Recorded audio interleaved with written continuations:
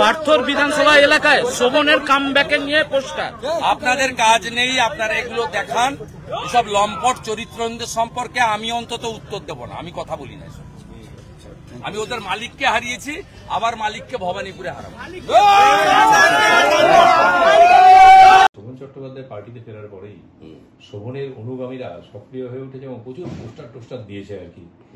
দলের মধ্যে একটা অস্বস্তিকর পরিস্থিতি তৈরি হয়। শোভনের পত্নী রত্না চট্টোপাধ্যায় বলেছে এগুলো আসলে তো করছে সিপিএম, পোস্টার মেরে দিয়ে সিপিএম এগুলো তৈরি করছে আর কি পরিবেশ।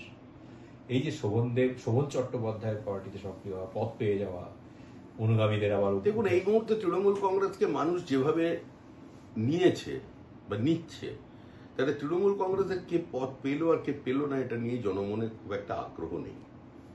আর ওদের পারিবারিক টানাপোড়েন, সেটা নিয়ে মানুষের চিন্তাভাবনা থাকবে কেন? পশ্চিমবঙ্গের মানুষের একটা নির্দিষ্ট রুচি আছে, এগুলো যা চলেছে এটা হাস্যস্কর বিষয়।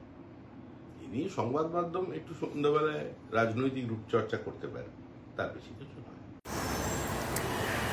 দেখুন, বেহালা পশ্চিম থেকে পার্থ চট্টোপাধ্যায় বিধায়ক হয়েছিলেন, মন্ত্রী হয়েছিলেন, কিন্তু সারা পশ্চিমবঙ্গের শিক্ষা এবং শিক্ষক, মহিলা পুরুষ পুরো শেষ করে দিয়েছেন।